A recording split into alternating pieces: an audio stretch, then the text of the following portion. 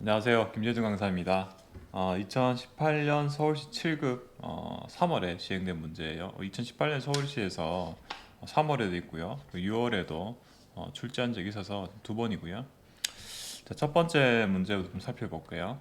현행 지방자치법상 행정협의회 구성에 관한 설명으로 가장 옳지 않은 거 고르는 문제였어요. 선제 1번 보니까 시도지사가 행정협의회 구성을 권고할 수 있고요. 자, 2번이 아마 다시 또 복수정답 될 것 같아요. 지금 제가 해설지에는 안 달았는데 제가 이제 수정하면서 복수정답 표기를 할 것 같아요.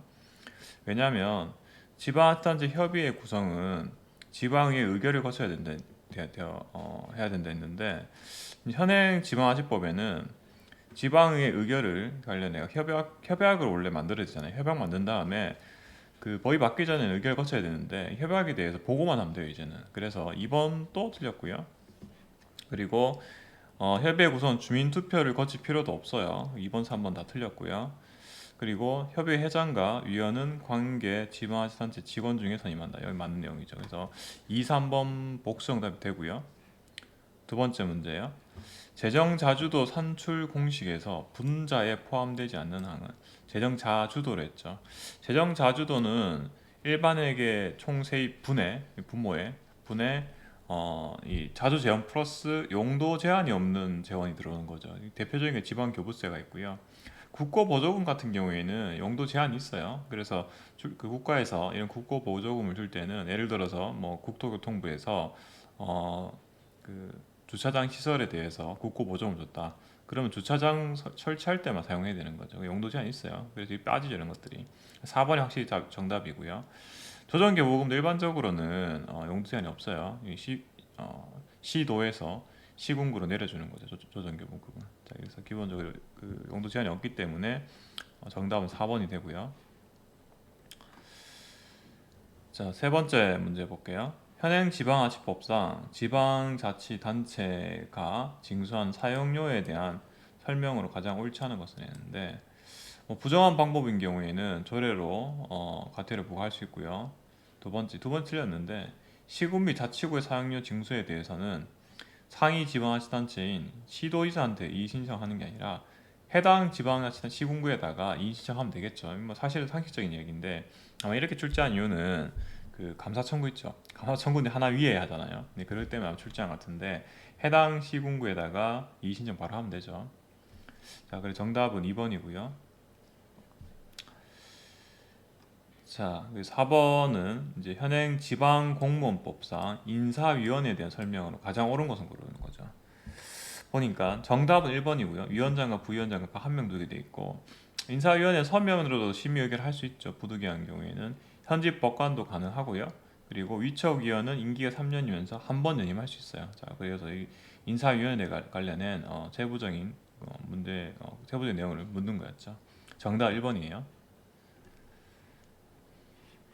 자, 다섯 번째 문제 볼게요. 지방 공기업에 대한 설명으로 가장 옳지 않은 것은 행정기관형 지방공기업은 별도의 법인격이 부여되지 않는다. 일단은 지방공기업의 종류에는 여기 본 것처럼 지방공사랑 지방공단 그리고 지방직영기업이 있는데 행정기관형이라 했으니까 여기 지방직영기업을 의미하는 것 같아요. 그래서 지방직영기업은 당연히 법인격이 없어요.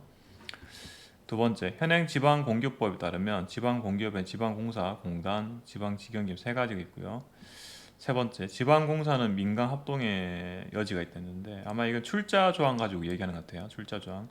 자, 지방공사인 경우에 한해서 출자 받을 수 있죠. 네 번째 선지예요.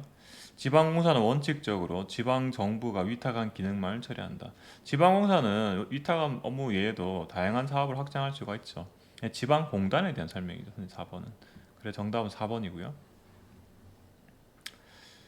여섯 번째 문제예요. 지방교부세에 대한 설명으로 가장 옳지 않은 것은 첫 번째 선지 지방정부의 재원을 보존하고 지방정부 간의 재정 격차를 조정하기 위한 재정조정 제도 중 하나다. 맞죠? 특히 이제 그 지방교부세 같은 경우는 키 맞추기 하는 거죠. 그래서 이 재정 사정이 어려운 데는 많이 주고 뭐 좋은 데는 안 주고 혹은 적게 주고 이렇게 하겠죠. 두 번째, 통상적으로 부수적인 조건이 붙거나 분담금 요구되지 않죠. 분담금 요구되는 건 매칭, 내가 제 매칭 비율이라 말씀드렸는데 국고 보조금 얘기죠. 그리고 특히 이 지방교부세는 보통 이 보편적으로 용도 제한이 되어 있지는 않죠. 자, 그렇죠. 2번 맞고요. 세 번째, 다른 조건이 변하지 않는다면 지방교부세 지원을 확대하면 재정 자립도는 낮아지죠. 왜냐, 재정 자립도에는 분자에는 지방교부세 포함 안 되죠. 자주 제한만 들어오죠. 재정 자주도라고 했으면 맞는 표현이 되겠죠. 높아지는데 이 지방교부세 같은 경우에는 재정 자립도는 오히려 낮아지죠. 분모만 커지기 때문에 그렇게 되고요. 정답은 우리 3번이에요. 네 번째도 볼게요. 현행 지방교부세법에서 교부세 종류는 보특부서죠. 보특부서 맞죠? 네 가지죠. 자, 그래서 정답은 3번이죠. 일곱 번째 문제요. 지방의 의결이 법령에 위반하거나 공익을 현저하게 치고 있다. 자, 그때 조치로 옳은 것을 모두 고르면 시도의사가 제일 요구했어요. 구청장이 가만히 있어 그냥. 원래는 의회 의결이 법령 위반되거나 공익을 현저하게 치면은 제일 요구를 스스로 해야 되는데 안 하고 버티고 있는 거죠. 그때 이제 상위 지방자치단체인 시도의사가 제의를 요구할 수 있죠, 하라고. 자, 그다음에 그러면은 20일 이내에 이유를 붙여서 제의를 요구해야 되고요. 기억 맞죠? 니은 지방자치단체의 제의 요구에 대해서 제의 결과 제적용 과반수의 출석과 출석의 사무의 찬성으로 전과 같으면 같은 의결을 하면은 그 의결은 확정된다는데 사실은 이 문제는 좀 단 하나 살짝 바꿨어요. 잘 읽어보셔야 돼요. 이게 우리가 이제 수치에만 집중하다 보면은 이제 맞는 것처럼 얼뜻 보일 텐데 지방자치단체 장이 제의 요구를 하죠. 저도 이거 처음 보고 이게 니은이 아니라서 좀 찾았는데 여기 앞에 단체가 아니라 지방자치단체의 장이죠. 장이 제의 요구하죠. 니은 틀렸고요. 그리고 디귿이요. 지방자치단체 장은 니은에 따라 재해결된 사항이 법령에 위반한다.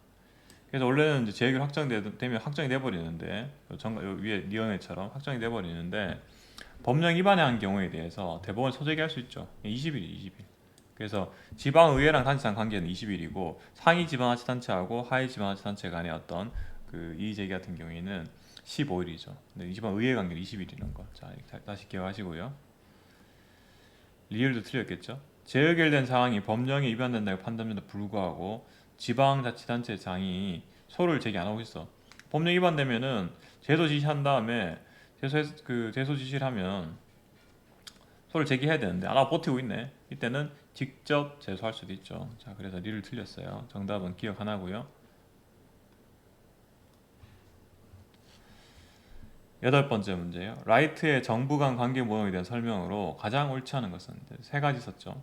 동등권이형, 내포권이형, 그다음에 어, 중첩권이형 이렇게 있죠. 세 가지. 세 가지 다 나와 있고 동등권이형은 연방 정부와 주정부, 지방 정부가 모두 동등한 권한을 가지고 있는 거 아니죠. 연방 정부 따로 있고 연방 정부랑 주정부는 따로 있는데 이 지방 정부는 연방 정부 주정부 안에 들어있는 포함된 형태죠. 그죠? 그래서 모형 보시면 이렇게 돼 있죠. 이런 모형이죠. 지울게요. 그래서 요게 그 동등 권위형이죠. 그래서 주정부 안에 지방 정부 들어있는 형태죠. 정답은 바로 1번이 나오고요. 나머지 좀 볼게요. 내포 권위형은 주정부가 연방정부 아래 놓여 있고 그 권한의 범위도 연방정부가 가장 넓고 그 다음이 주정부, 그 다음이 지방정부 순위 형태다. 이거죠. 가장 왼쪽에 있고 세 가지 이렇게. 세 번째, 중첩 권위형은 연방, 주, 지방정부의 권한과 기능이 분산되어 있고 많은 부분이 경쟁하는 협력하는 관계다. 그래서 가운데 거죠, 가운데 거. 중첩 권위형. 자, 마지막으로 라이트는 중첩 권위형 모델이 미국 연방제를 가장 잘 설명하고 있다고 주장했다. 저기 맞는 내용이에요. 정답은 1번 쉽게 나오고요. 자, 아홉 번째 문제예요. 지방자치단체장이 지방의회 운영에 대한 권한 중에 선결처분.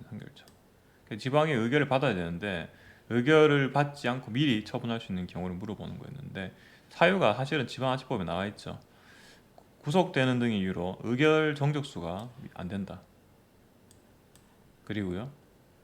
의결 사항이긴 한데 주민의 생명과 재산 보호를 위해서 긴급하게 필요한 경우. 그래서 소집할 시간 여유가 없어. 기억력 가능하고요. 월권 또는 법령에 위반하거나 공익 현저하게 해야 한다고 인정을. 근데 이게 사실 말이 이상하죠. 의결이 이미 의사결정 한 거잖아요. 의결하기 이제 선결 처분의 말 자체가 의사결정 하기 전에 먼저 처분하는 건데 의결한 것 이후의 얘기잖아요. 말도 안 되죠. 그래서 디귿도 디귿은 틀리고요. 자, 디귿 틀리면 바로 정답은 사실은 이 기억님 바로 나오고요.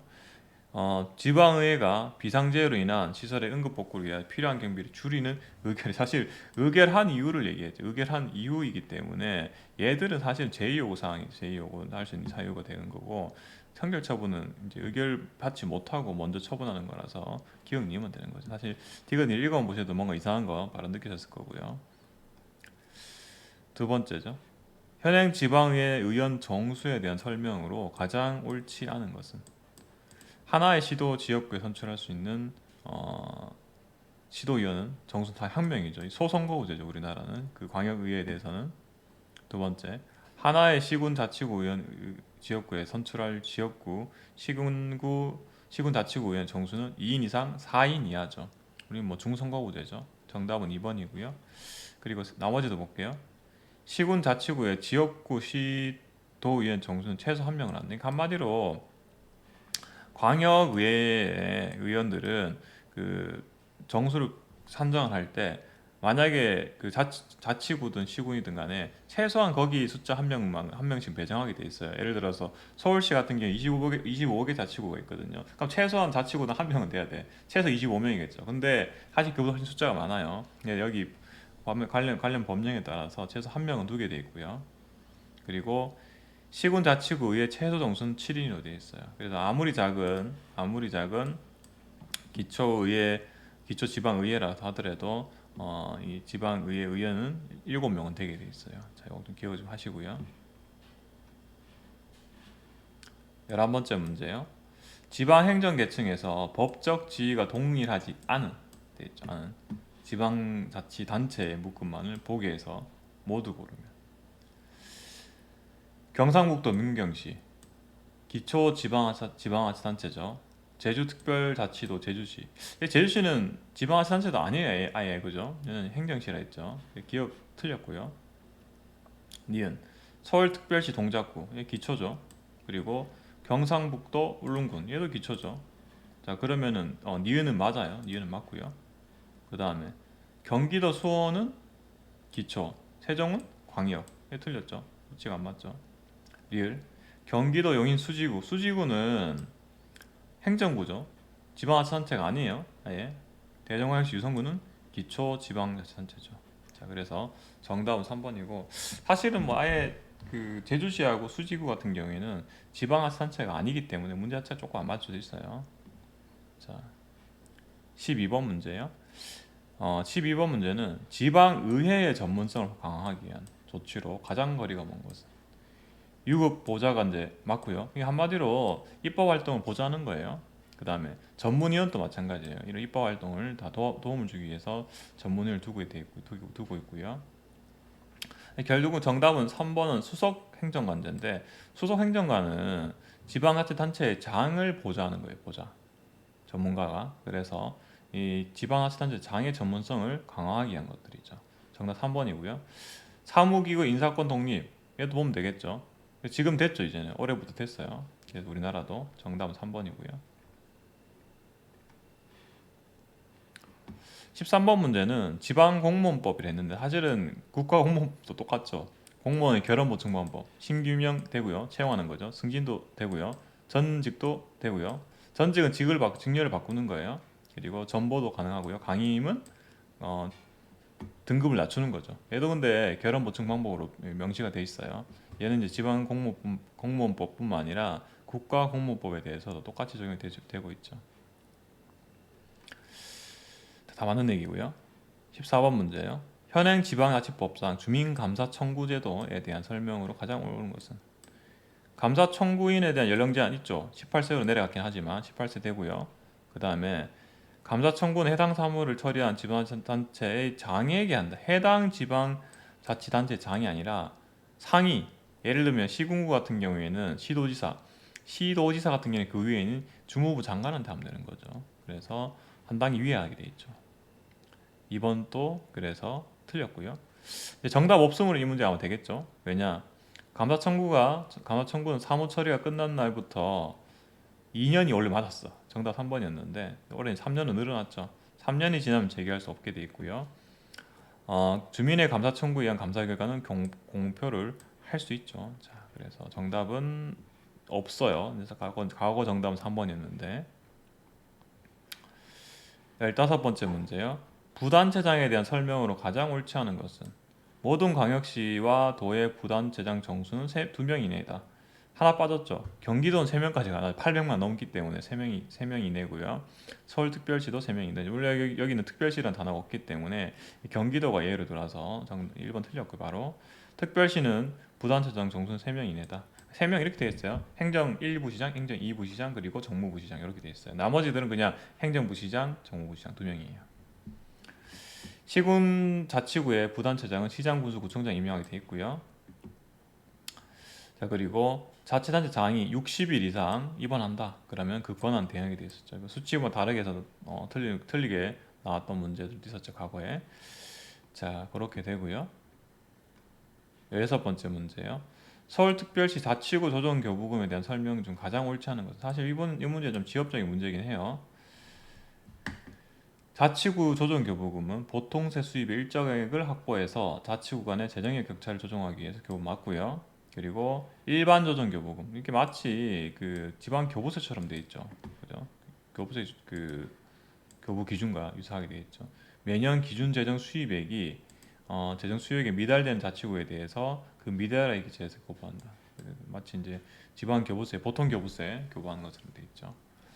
그다음 기준 재정 수입액은 해당 연도 수입 중에 목적이 특정되어 있는 의전 지원을 제외한 지방세, 세외 수입, 그리고 지방교육세, 교부세, 그리고 재정 보조금 등의 추계액을 한다. 사실 이 문제 이 선지 좀 알기 어렵지만 4번이 좀 명확해요. 일반 조정교부금의 제외는 조정교부 총액의 100분의 90이에요. 그리고 특별조정교부금의 제외는 총액의 100분의 10에 해당하는 금액인데 사실은 조례로 정하게 돼 있어. 지방자치단체 조례로 정하게 돼 있는데 서울특별시 같은 경우에는 90, 10대 있어요. 90, 10. 네, 그렇기 때문에 이 정답은 4번인데 나머지 다른 제가 시도를 찾아보더라도 대부분 90% 10% 이렇게 돼 있더라고요. 아마 서울시 조례를 참고한 건지 몰라도 정답은 그래 4번이고 17번 문제요. 현행법상 인정되는 지방자치단체 주민의 권리에 해당하지 않은 것은 했죠. 그래서 부담금 감면에 가해서는 조례 제정 청구 못하죠. 맞죠? 소청 가능하고요. 주민 소환 투표 가능하고요. 지방의회에 대한 청원도 가능하죠. 그래서 이 조례 제정 관련 조례 개표 청구권이 불가능한 사항이 여러 가지 있었죠. 제가 여기 밑에 보시면 법령을 위반한 사항이나 지방세나 사용료, 수수료, 분담금의 부과 징수 또는 감면에 관한 사항, 그리고 행정기구를 설치하거나 변경하는 것에 관한 사항이나 공공기관 시설의 설치를 반대한 사항, 이런 것들은 전부 다 이 조례개표 청구가 불가능한 것들이죠. 정답 1번이고요. 18번째 문제요. 사무 배분의 원칙에 대한 설명으로 가장 옳지 않은 것은 나왔죠. 보충성의 원칙, 중층의 국가 공동체 조직의 하급 단위에서 잘 처리할 수 있는 업무를 상급 단위에서 직접 처리해서는 안 된다고 하죠. 그러니까 한마디로 우리나라로 비추자면 시군구에서 먼저 처리할 수 있으면 시군구에서 처리하는 거고 그 다음에 안 되면은 보충적으로 시도에서 처리하고 그래도 안 되면은 국가에서 나서야 된다는 원칙이죠. 두 번째, 효율성의 원칙이에요. 사무 배분에 있어서 동조의 업무나 상호 밀접히 연관된 업무는 같이 배분해 줘야 된다는 원칙. 얘는 포괄성 원칙이죠. 효율성의 원칙은 일반적으로 우리가 지방자치랑은 좀 상반된 내용이죠. 그러니까 시군구보다는 광역이나 국가에서 처리하는 게 더 효율적이라는 원칙이죠. 그래서 정답은 2번이고요. 뭐 현실성의 원칙이나 충분재정 원칙을 읽어보셔도 쉽게 쉬운 내용들이고 19번째 문제요. 지방자치단체 장이 국가 이임 사무에서 집행을 게을리해. 시킨 일을 위임한 사무 일을 잘 안 하는 거죠. 잘못하고 있는 게 아니라 안 하고 있는 거죠. 그러면은 하라고 이행명령 할 수 있고요. 안 하면 그래도 안 하고 있으면은 대신 집행할 수도 있고요. 그리고 행정상, 재정상 불이익 조치도 할 수 있죠. 정지권은 잘못하고 있는 경우에 정지할 수 있는 거지 안 하고 있는 것 자체는 아예 하지 않는 상황이기 때문에 정지는 의미가 없죠. 그죠? 정답은 4번이고요. 자, 마지막 문제예요. 우리나라 지방정부 계층 구조에 대한 설명 중 옳지 않은 것은 옳지 않은 것. 공국 초기부터 61년 지방자치에 관한 임시조치법이 시행되기 전까지는 농촌 지역의 읍면을 기초 지방정부로 두고 있었죠. 지금은 다르죠. 지금 우리는 이제 기본적으로 시군구가 기초 지방정부인데 과거에는 이제 읍면이었고 시읍면이에요. 시읍면. 근데 농촌 지역에서는 읍이랑 면이 있었고요. 그리고 두 번째, 2006년 제주특별자치도 출범으로 제주도는 단층제로 전환돼 자치계층 측면에서는 단층제가 되었죠. 자, 그래서 이제 제주특별자치도라고 하면서 광역이긴 하지만 단층제로 출범이 됐고요. 세 번째, 인구 50만 이상의 시에는 지방자치법으로 자치구가 아니죠. 자치구가 아닌 구를 둘 수 있죠. 자치구가 아닌 구. 그래서 지방정부는 2층제를 일 수 있다 했죠. 정답은 3번이죠. 자, 그래서 20번까지 해서 제가 이번 해도 제가 해설을 마쳤고요. 그러면 다음 시간에는 2018년 서울시 7급 6월 시험에 대해서 해설을 드릴게요. 네, 강의 듣느라고 수고하셨습니다.